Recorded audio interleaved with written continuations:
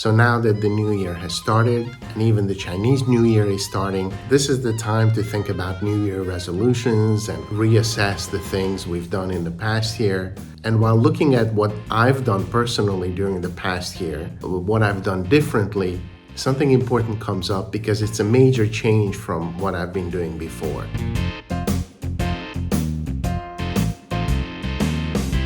And before we proceed, could I please ask you to hit the like and subscribe buttons and also to leave some sort of message because that really helps the channel. Thank you.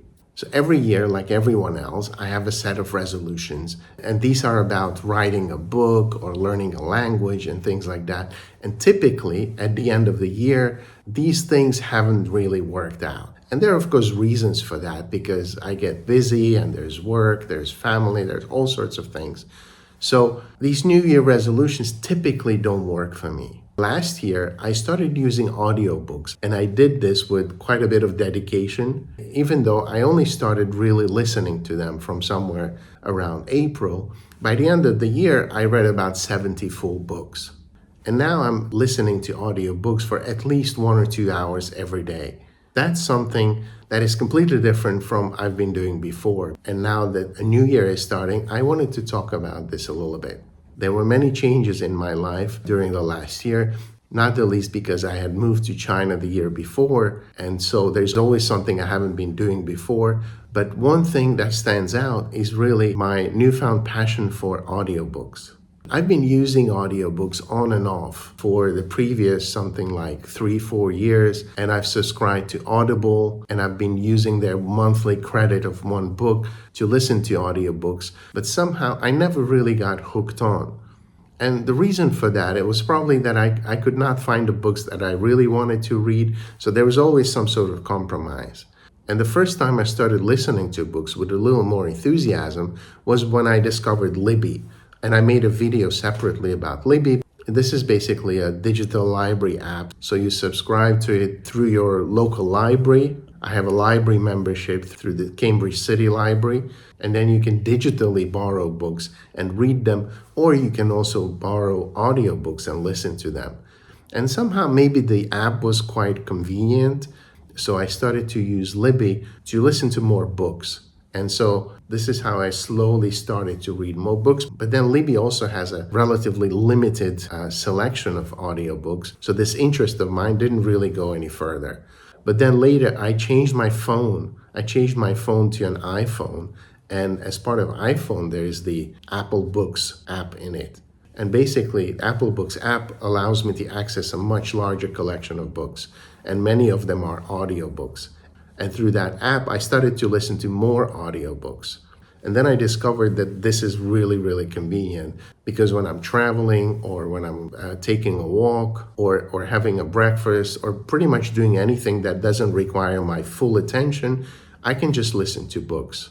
And once I got hooked on this was really a game changer because to be honest, I started to read a lot of books. So now every single day I listen to audiobooks for at least an hour or maybe 2 hours. And over time, this really kind of builds up and you get to read a lot more books than you would otherwise be able to. And of course, these audiobooks all cost money, but actually if you look at it kind of on an annual basis, the total amount of money that you spend on books doesn't seem excessive considering that our profession is about reading books and writing books. And of course, there are ways to kind of alleviate this expense, like using part of your research allowance for some of the books or deducting them from your taxes and all these things. But basically, I think the cost is justified. And then there are, of course, other tricks that you can do. For example, you find a book that you want to listen to, and let's say it costs £20. Then first, I would check on Libby, which is free. If Libby has the book, then I can just listen to it for free. Or I can check Audible, where each book only costs £8. So if it's less than £8, I can buy it on Audible. And if there are no other option, then I have to go with £20 on Apple Books.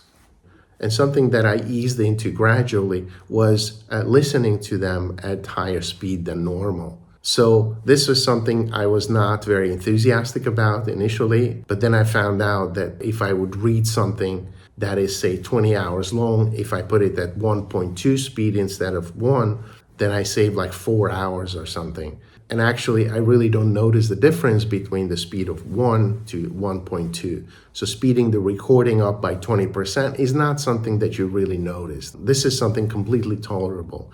And then, of course, once you get used to this, then you can slowly go up and you listen at a higher speed. But of course, there's a limit, so you should always listen at a speed that is kind of comfortable for you. So you can not only understand what's being said, but actually retain that information.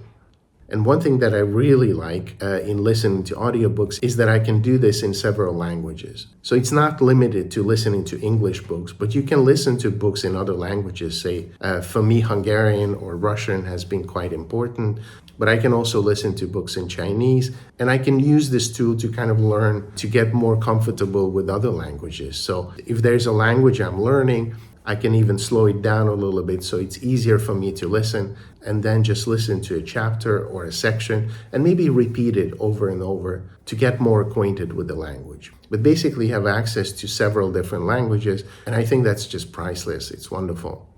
And finally, one of the other things that makes it really worthwhile to listen to these books is that you get the books digitally. So as soon as you pay for them, your app downloads them, and then you can just start listening. So you don't have to wait several days. So even with Amazon Prime, it would be the next day or the second day or something, but you can listen to them immediately.